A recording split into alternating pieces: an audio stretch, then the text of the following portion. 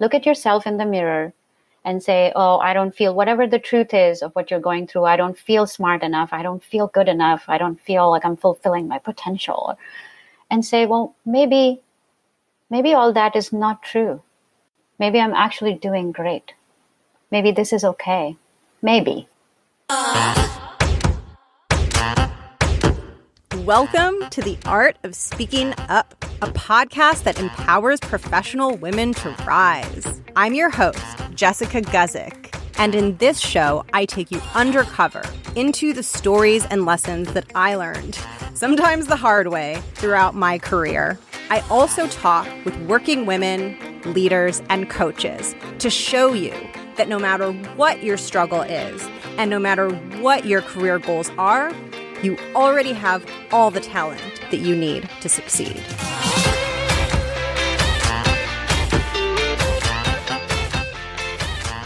I will never forget. Years ago, I was working on a very, very difficult project, and I had to build a model, a financial model in Excel, and it was very, very complicated. It had bells and whistles and buttons and numbers and equations, and it was fed by this giant data source that was so big that it would slow down my computer and cause it to freeze. And I felt totally out of my element. I was so overwhelmed by the task in front of me.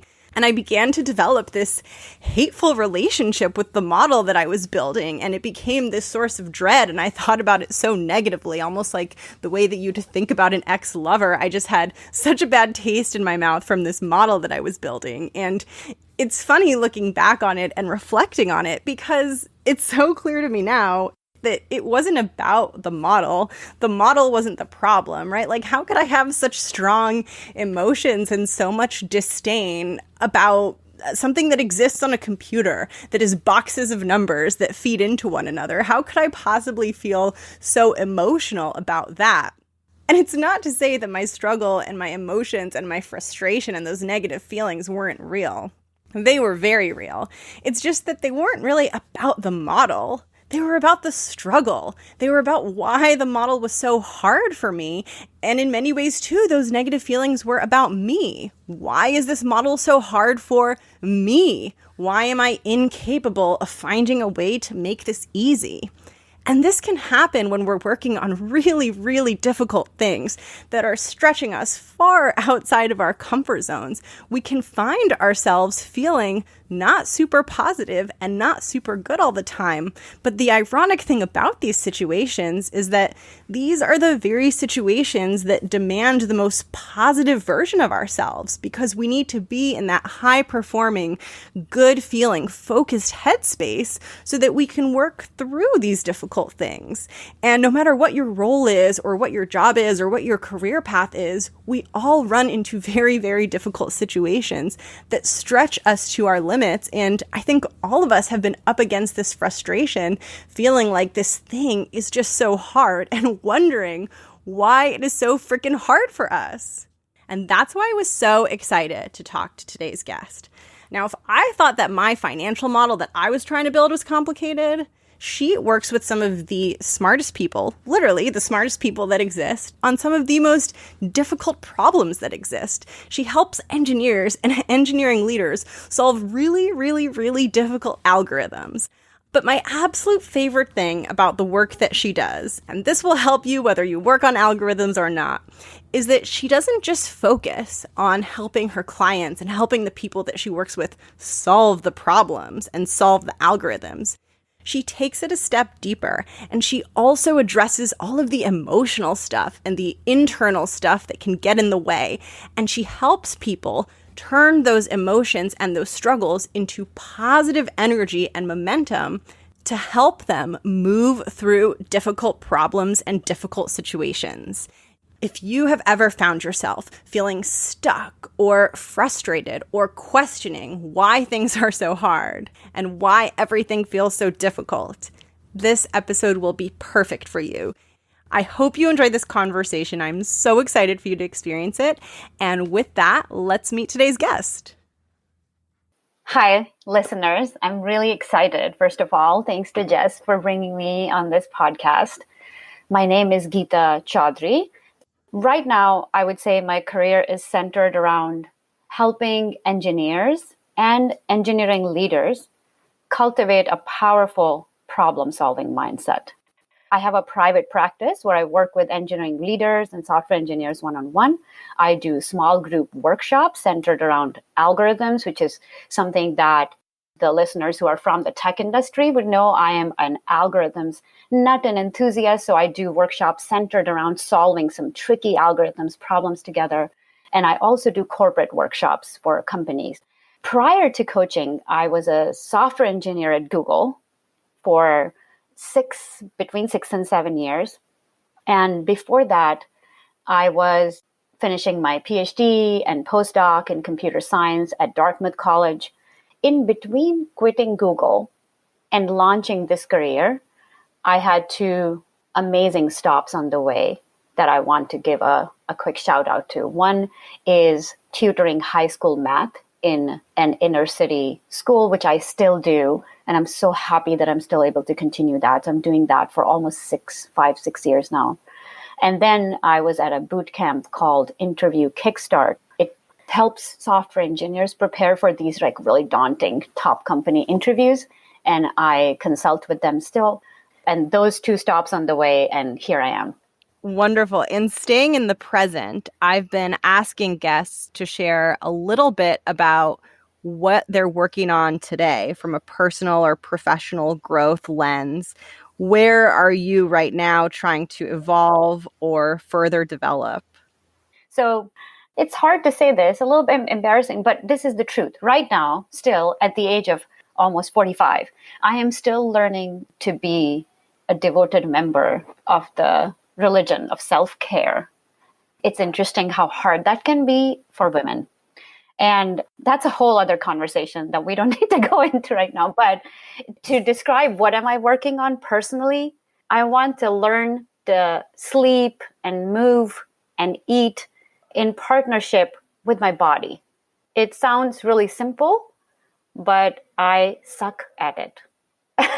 Oh my gosh, yes. I don't think it's strange at all that you're like, my personal growth goal and evolution is self-care. I actually think that this wave that's happening right now with self-care is part of a giant wake-up call. Like, as women, so many decades historically have been spent being concerned about everything around us and not ourselves. And I feel like in some ways we're being shaken awake to the fact that our needs matter. And I think the trend around self-care is one way that that's emerging, which is like, oh, like I get to feel happy too, right? Like, I don't know, I have the image of like the dude sitting on the couch, drinking a beer, relaxing, watching the game, or doing whatever an individual male chooses to do, or an individual chooses to do. And it's like women waking up to the fact that like, oh, I get to just do this thing because it brings me pleasure. And that's it. Stop. That's it. There's no other thing behind it. I just get to enjoy it. Exactly. And I think self-care for a lot of women, especially the type A ones, it has become another thing another type A thing to pursue. Like they have to, they have like a little model of self-care, like you should exercise and now it's like more pressure. So I think that self-care is extremely important to take care of your, physical, mental, and emotional being that you are, take care of that. But I do think it's very important to go about it in a fun and light way. Otherwise, for women, it just becomes another thing you're failing at.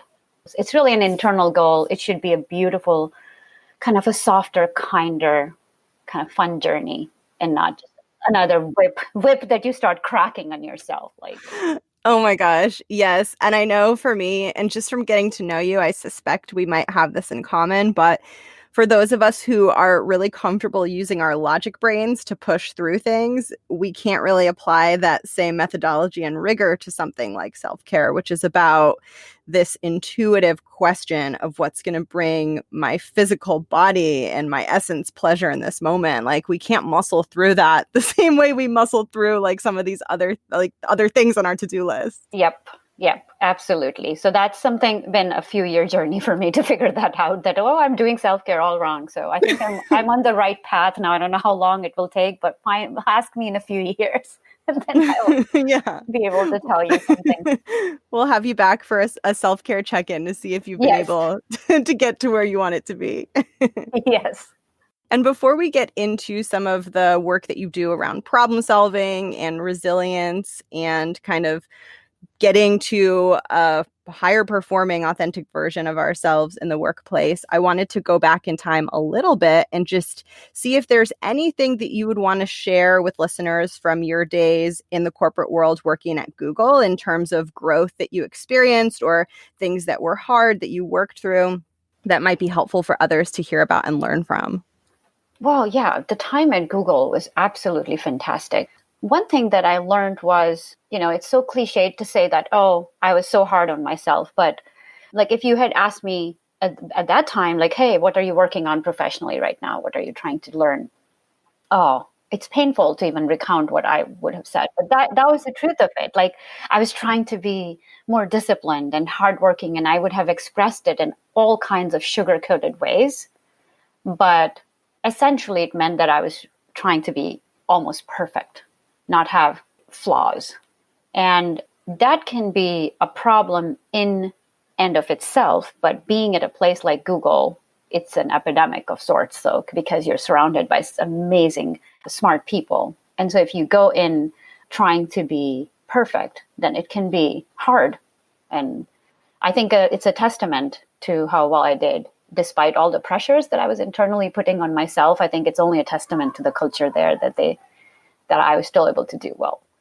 And now we're going to come into today and some of the work that you do, because a lot of what you do, even though it is a lot of the time with engineers, a core piece of what they are doing is solving problems and working through challenging things, which I think is relatable to so many people, even people who aren't engineers. And I wanted to ask you a little bit about how you approach this. So a lot of the times when we are working on something difficult and like, let's say we're stuck or we have whether it's a difficult project, a difficult situation, I know my tendency, and I know for a lot of people, the tendency is to kind of focus on the mechanics of the situation. Like, why is this broken? Why is this not working? How can I make it work?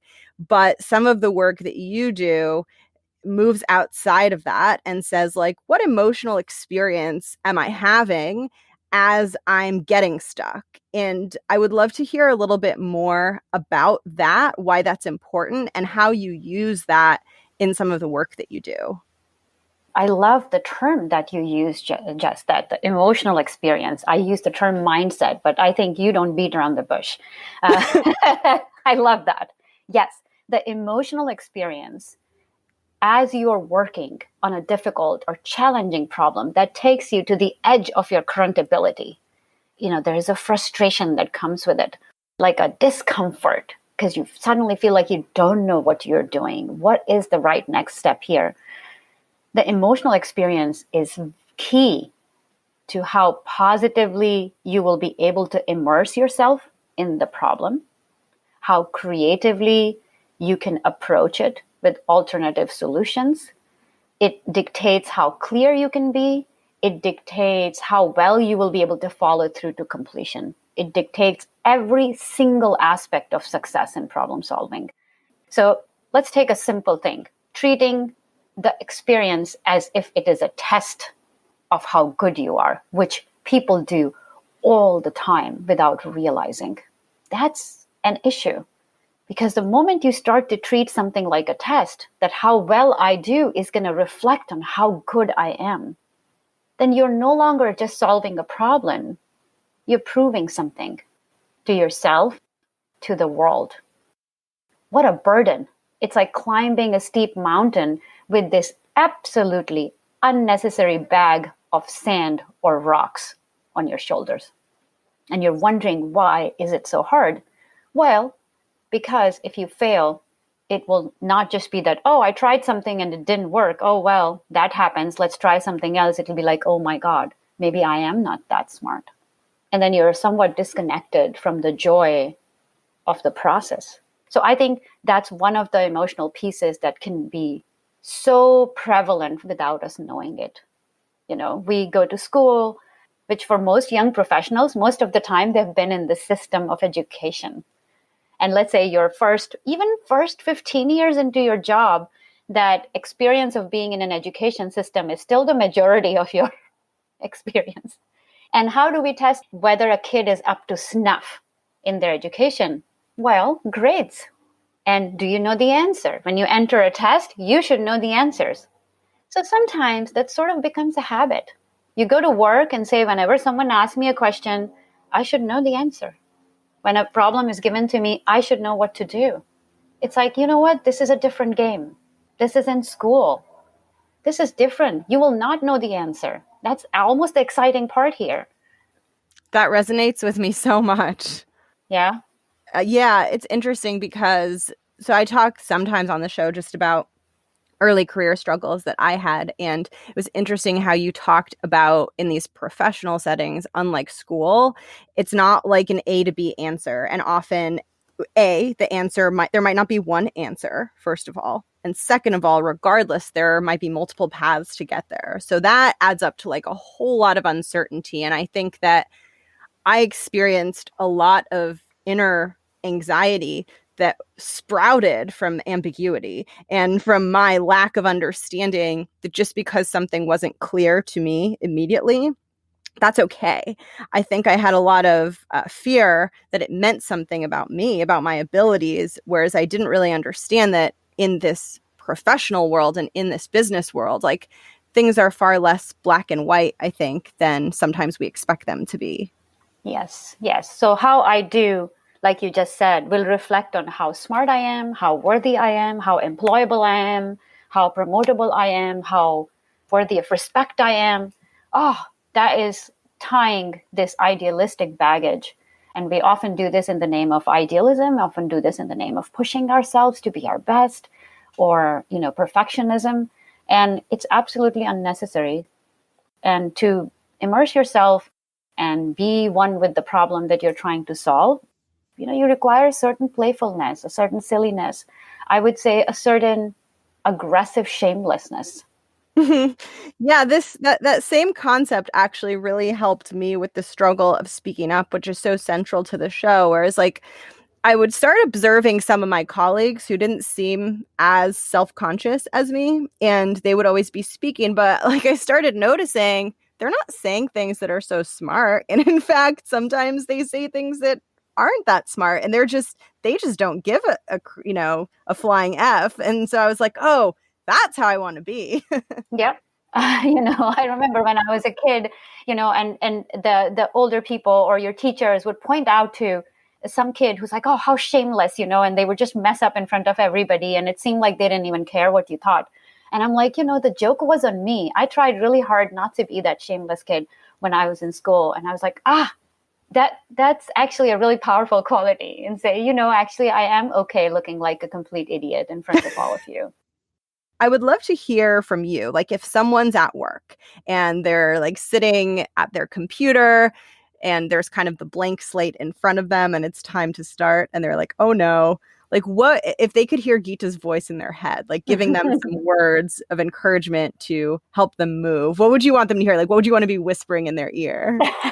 Okay. I love that question because who doesn't go through that? It's very natural. When you have a big sort of complex task in front of you, especially when we are in this habit of measuring our self-worth through every little thing that we produce, then it is heavy. There's a heaviness to doing things.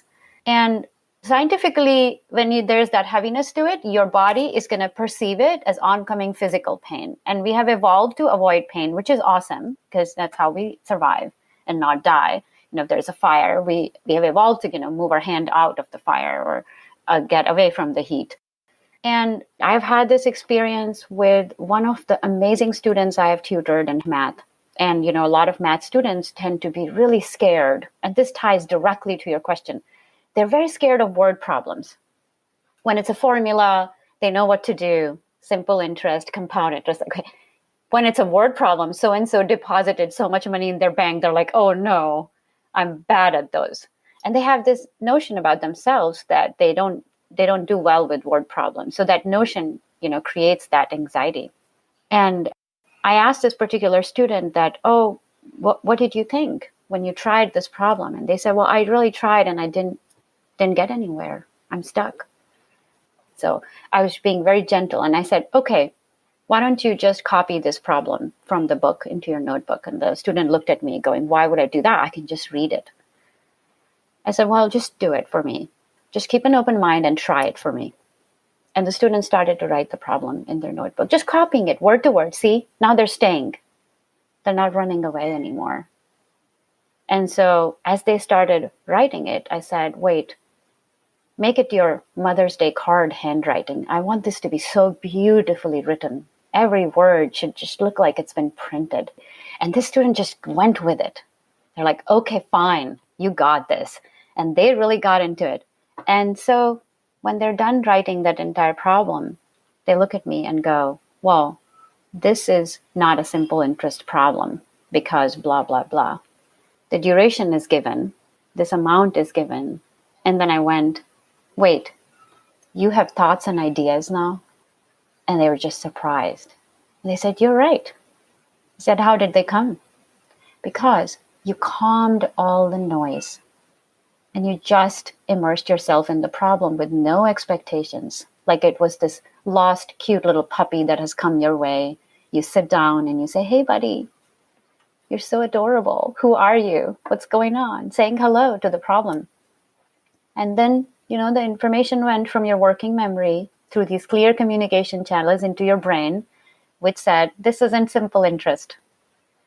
This is compound because of that part of that sentence, because you were really present when you were reading it and you forgot to crack the whip. So there are tons of these tricks that different coaches have. So I have my own favorite ones. And sometimes if the performance anxiety is really major, write with your left hand.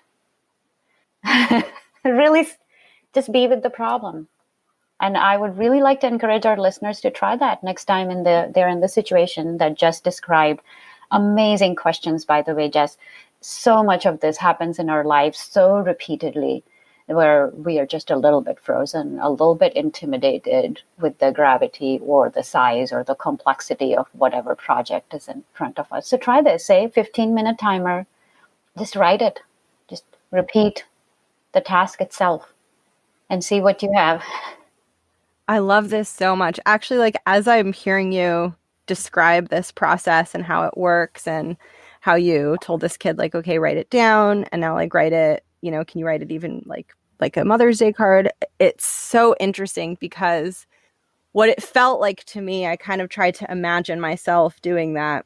And it felt to me like being with the problem, but also like I felt a little bit of like being with yourself, like, being with your own pain and your own fears and just sitting in it. And I almost like saw your role as like just opening up this gentle space for this person to just be there.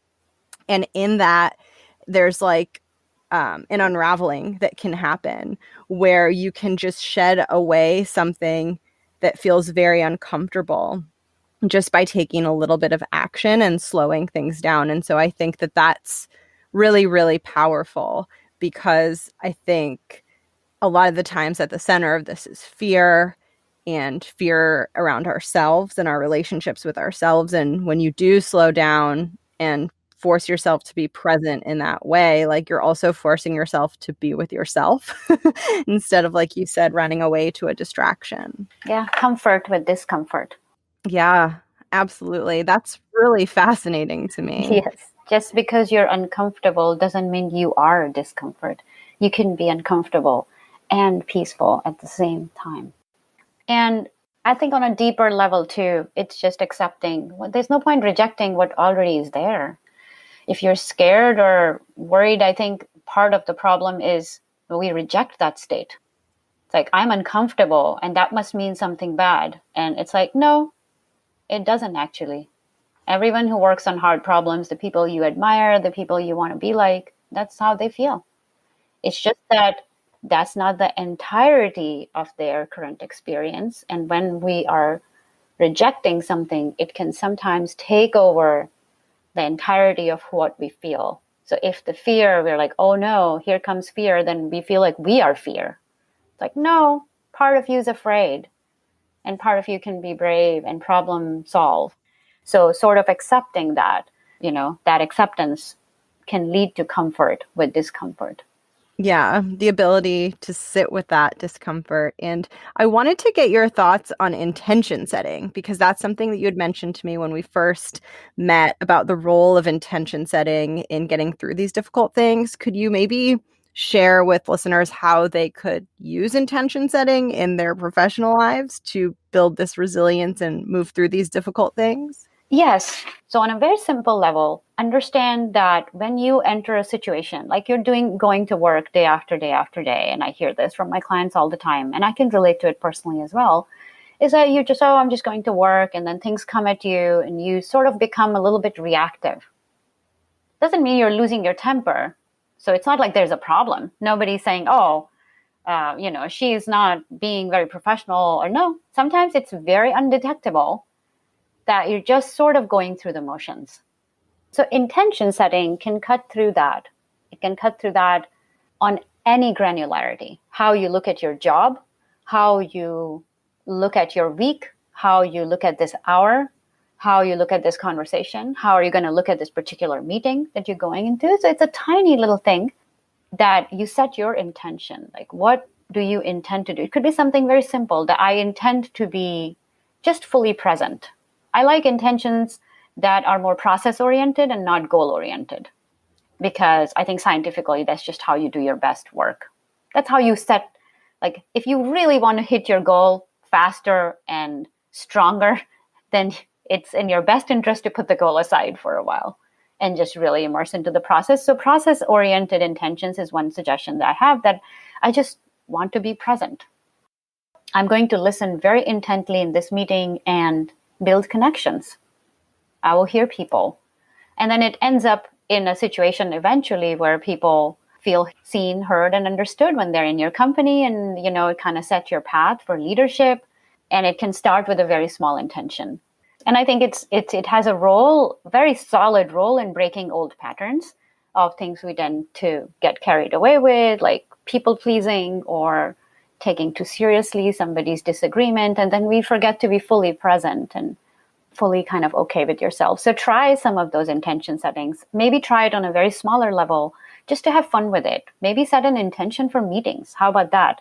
We all have meetings at our workplace and conversations. So set an intention to be fully present and listen well. And just say, how about if I just enter this conversation with just this intention? What happens when you have this explicit declaration to yourself that this is the game I shall be playing for the next 20 minutes? And how does that change the experience for you? Because now you kind of know what you're doing, and it's very exciting. It's addicting. Oh, I love that so much. And I wanted to get your thoughts too on what a problem-solving mindset is, and just maybe share with listeners how one could get into more of an open, creative problem-solving mindset. If I had to describe it in a few phrases, I would say a strong problem solver or a powerful problem solver is someone who is deeply comfortable with discomfort. Someone who takes setbacks or quote unquote failures or things that don't go well, they just take it in a very natural and powerful stride as if it didn't even happen. They're like, oh, this was coming. And here it is. I was going to do this challenging project, and there was going to be a lot of hiccups on the way. And here's my first hiccup. Hi, I was waiting for you. It doesn't really mean anything for the success of the project. It doesn't mean anything about who I am or what I can do. It was coming. I was expecting it. Now it's here. Offer it a glass of water, send it on its way, move on with the project. And so deeply comfortable with the discomfort of the difficulty of the situation, takes setbacks in stride, and learns disproportionate amounts with every project. It feels like these people who have this mindset, they just get so much smarter every project that they do. And then they're confident, which for me, confidence is nothing but comfort. People who are confident, there's no such magic ingredient that, oh my God, I just be out there and be confident. That's why I have some kind of trepidation about all these articles these days on, self-help type articles. Just be confident. It's like, yeah, there's nobody in the world who doesn't want to be confident. It sounds wonderful, this confidence thing. So yeah, we all want to do it, goes without saying. But what is it really? It's not some kind of starry-eyed, unconditional building yourself up where you're completely blind to your faults. Confidence is just comfort, and it is deeply at the center of a powerful problem-solving mindset, that I'm comfortable in this ambiguous, uncomfortable state. And how you can develop that mindset, know that when you work on a hard problem, the deepest excitement for me is that I'm about to get smarter no matter what happens. And there's research to show this. I wish I could just quote exactly where it's from, but offline I can send you a link, I'll find it. But I've read about this research study where people were given some hard problems to work on, and they worked really hard on it, really immersed in it, and they solved it, or at least they think they solved it, but their solutions were wrong. And the brain scans still showed more density. They got smarter because they did something they'd never done before. That's exciting. That's a way to be professionally alive at the end of the day. And it's our first religion, our first duty as human beings is to be alive and not dead. So I think at the very fundamental level, it's so exciting to get into this problem-solving mindset and immerse yourself into the problem and be at the edge of your ability. It's like, now, no matter what I do, I'm going to be a smarter person at the end of it. And that's how exciting is that? Oh, yeah. That actually reminds me of a quote not a quote, like an idea I just read in a book, which was that growth is maximized when you have two things in place. One is that you're being challenged, like at that stretch point that you were talking about. And the other is you have just the right support to help move you through the challenge. And I was like, yes, that is so true and interesting. And that what you said really reminded me of that. Oh, that's awesome. I'm glad that you mentioned it because it is important. Sometimes the thing that is in front of us seems like too much. So then you got to reduce it. Change the problem. You don't solve the problem that's been handed to you by your boss or by your team. Change it. Make it easier. Bring it to the right level, like Jess just mentioned, that make it the right level of challenge for you, and then build it up from there.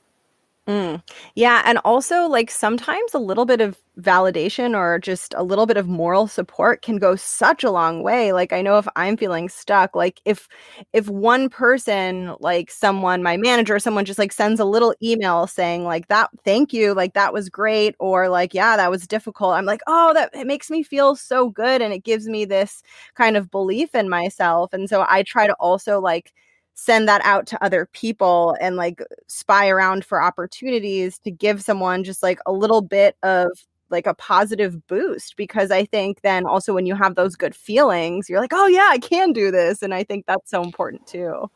Oh, you've touched upon something really profound there, Jess. It deserves a little blip of its own, I think, in our conversation here. Building yourself up. That's what it is. And it's great when you can do that, and you can do that for your coworkers, or your manager does it for you. You can always do it for yourself. One of the daily practices that I highly recommend, I do it myself, and some of my clients have done it and have reported just really profound benefits, is to write down every day a couple of things that you did that you're really proud of. And I dare people to make them really ordinary. Don't go for the impressive Big Bang stuff. How about that I really was present and gave a very genuine smile to the cashier when I was checking out at the grocery store. And I'm really proud that I did that, because we have such a habit of taking ourselves for granted, especially women, that the imposter syndrome becomes like a way of life for a lot of us.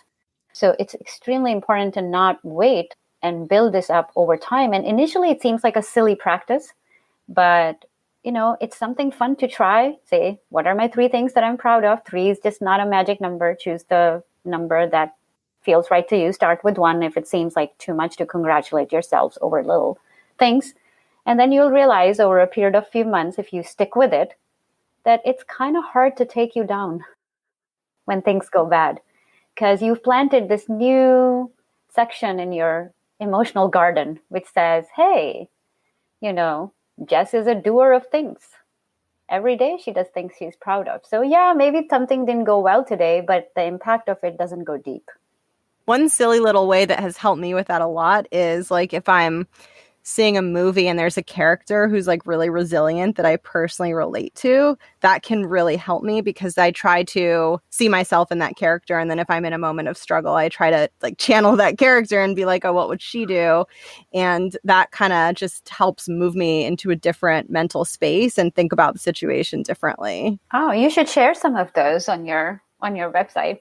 Yeah, I'm intrigued. Yes. Yes. Yeah, I think, and you know what's really interesting? This is like a little bit of a tangent, but I seem to find those characters most in Pixar movies and like movies that are for, you know, animated movies for younger audiences. And I think part of the reason is because those movies are just so focused on sharing some of these simple but very difficult core life values. Like when things are hard, you can still do it. And I think sometimes those silly little characters really deeply resonate with me because they are so lovable and fun. And I don't know, for me, that's what I relate to. And so I try to go back to that and it just makes me feel good. It makes me feel positive. Oh, that's wonderful. You've inspired me to make a better use of all the entertainment time. I'm a big entertainment nut and I watch a lot of stuff, so I'm going to be leveraging it a little bit more. That's wonderful. Thanks for sharing that. Yeah, for sure. One that has like, this is so silly. And I'm like, people are, I guess, going to learn more and more about me as the show goes on. But one of my favorite movies is the movie Trolls. And the main character, the protagonist, is a female troll. Her name is Poppy, and she's just so like the joke with the trolls is they're so optimistic, they're so happy all the time, and it's what makes the movie so funny. Like their ruthless optimism, and she's kind of one of the characters that really drives the story forward. And she's partnering with this other troll who's very pessimistic because he's been through these difficult things, and just her journey and her optimism and all the humor around it, I really related to. And so it's like little things like that that have helped me. And, you know, we're all different. That's what resonates with me. But if that helps you or if that helps anyone else out there, I'm so happy to share it. Okay, a shout out to watch the movie Trolls. It's really good. I love it. I've seen it many times. Cool. And with that, I'm going to ask you the closing questions, my favorite part of the interview that I ask to all of the guests. And the first one is about the title of the show, which is The Art of Speaking Up. And I love to hear from guests what that means to them and why they believe it's important. I believe for me, speaking up is just being who I am, being fully alive. Conquering your fears, being comfortable with whatever the difficulty of the situation is. Usually we do speak up when it's not a problem, most of us. So when we mean the art of speaking up is when we should speak up when we usually don't. And so two-pronged approach. Understand why you don't. Please don't hate on yourself. Don't label yourself. Don't judge yourself for not speaking up. Try to get where that's coming from, and then gently start lifting weights with that muscle. Say, oh, I just haven't had an opportunity in my life to strengthen this particular muscle, so I'm just going to start lifting little weights with it. That's all there is to it. So that is my way of kind of working slowly on speaking up, and understand that it's just your way of being alive. It's addicting. You don't have to do this as an idealistic thing. Don't think of it as, oh, it's holding me back in my career. I cannot fulfill my full potential. I need to speak up. There are all these articles about it. Jess has a whole podcast on it. It's, you know, this is to encourage you to have fun with it. Don't use that as another thing that you need to do. Make that as something that you want to do.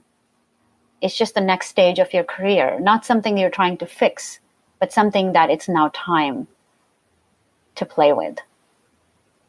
Does that answer your question, Jess? Yes. And I love how you talked about not putting the pressure on. I think that that's really important. And I think this is so individual to the person to find like that balance or that point that feels good between challenging yourself and accepting yourself. And I think that can be very difficult. And I think it kind of comes full circle to the point about self-care and like how we don't know how to not make it a crazy to-do list.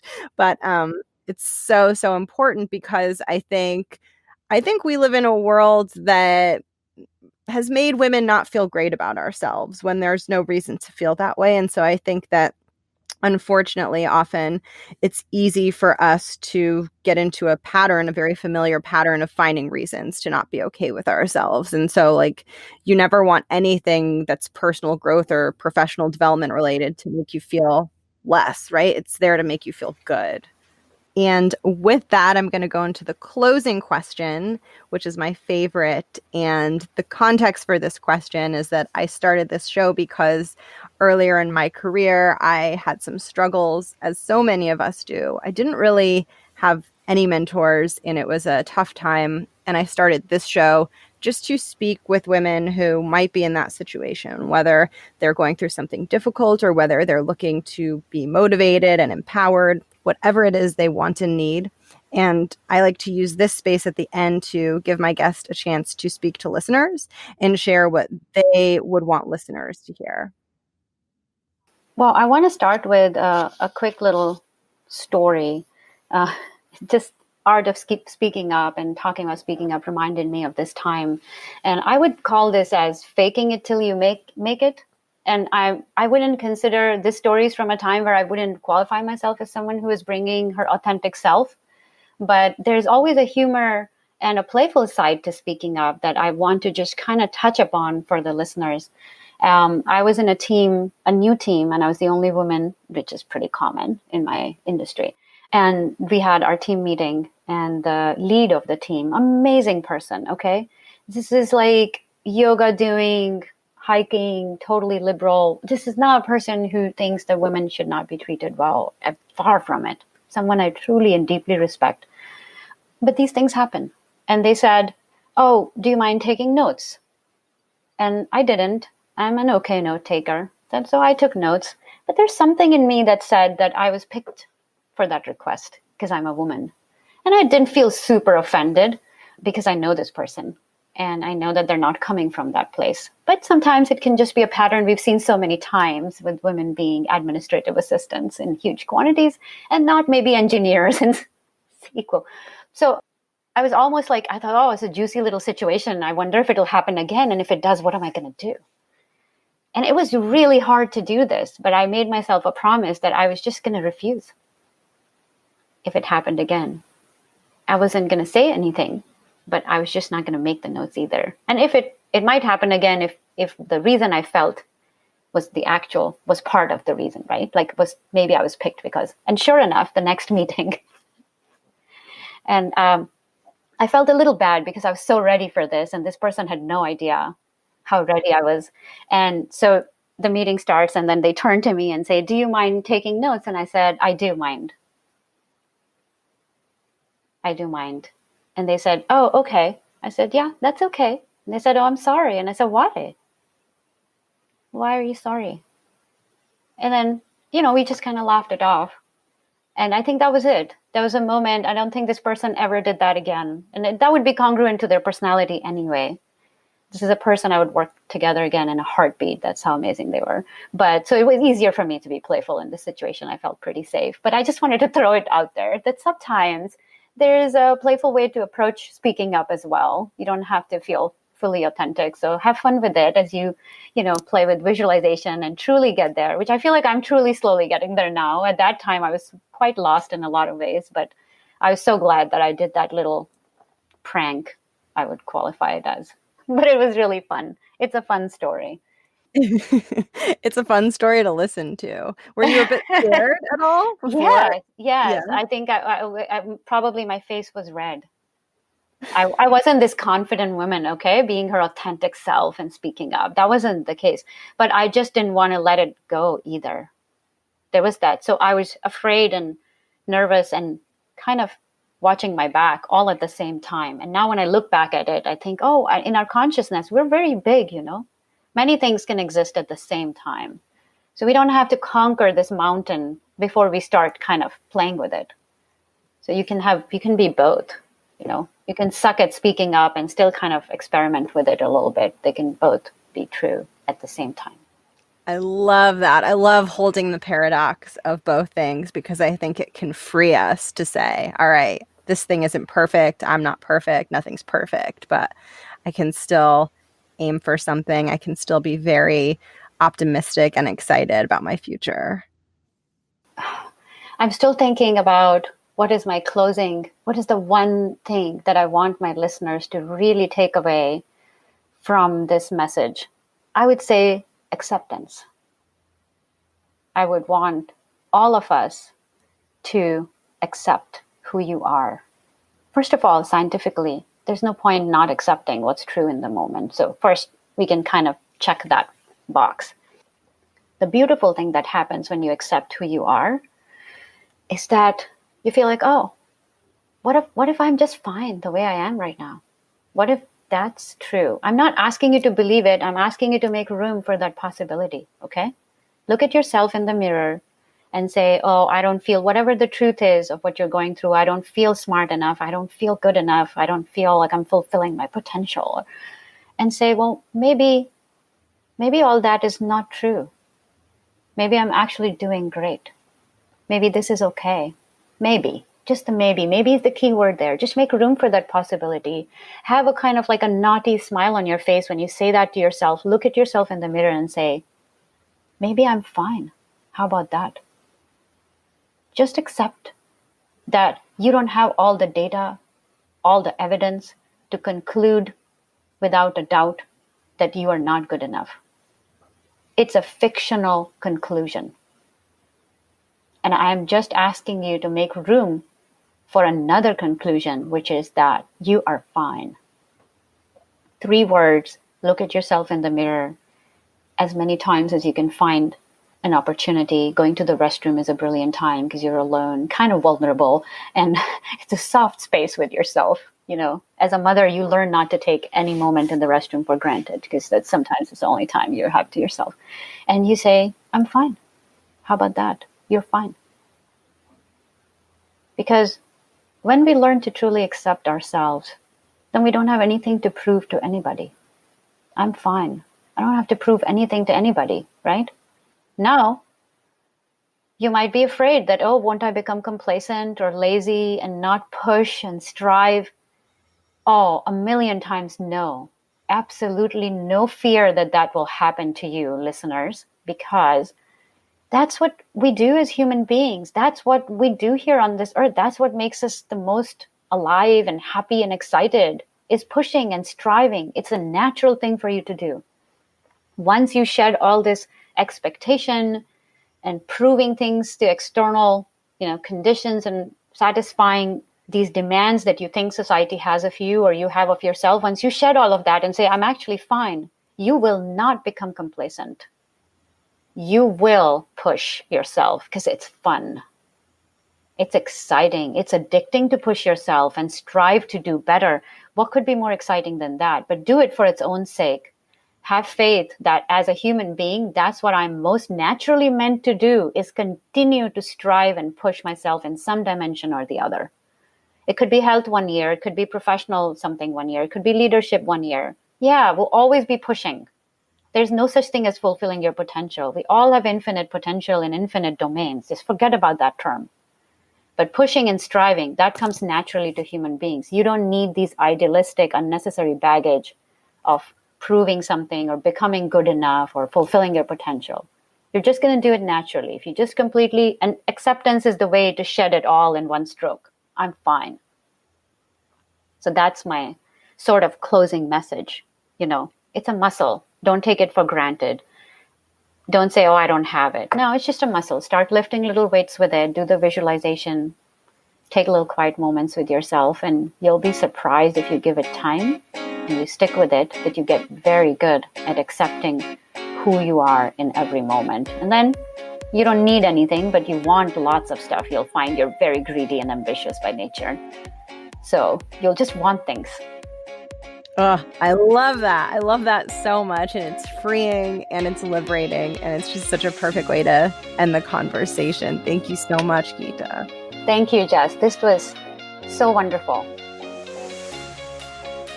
Thank you for listening to my conversation with Geeta. I had so much fun talking with her, and I hope that you had as much fun listening. You might have noticed that this conversation did not have a listener question. And that is because instead of doing a listener question, Geeta did a kind of, I would call it a guided visualization to help with self-confidence. And because it's such an immersive thing that she guided me through, and she'll guide you through when you listen to it, I wanted to take it out of this episode and put it in its own separate episode, because I know many people listen to the podcast while driving or on the go, and this is definitely something that would be best listened to sitting in a quiet place and being able to concentrate. So I will follow up on this episode with a bonus episode that has Geeta's visualization exercise in it. I loved it, and I hope you enjoyed it. And if you want to get in touch with Geeta, the best place to find her is on LinkedIn, and I'm going to put her LinkedIn profile link in the show notes in case you want to reach out to her or learn more about her. And I will conclude this episode with a very important question. Have you seen the movie Trolls? You know what the answer is for me, and I have seen it many more times than once. Have you seen it? And if not, do you intend to see it? I would love to hear from you. It is one of my favorite movies. As always, you can find me on Instagram. The handle is @theartofspeakingup. That's where you can get in touch with me. You can submit a listener question to be answered on the show. I love hearing from you. I've been posting little drawings, career advice, funny little things there, so I'd love to connect with you there. And with that, I hope you are having a really incredible week, as always, and I'll catch you next week. Bye!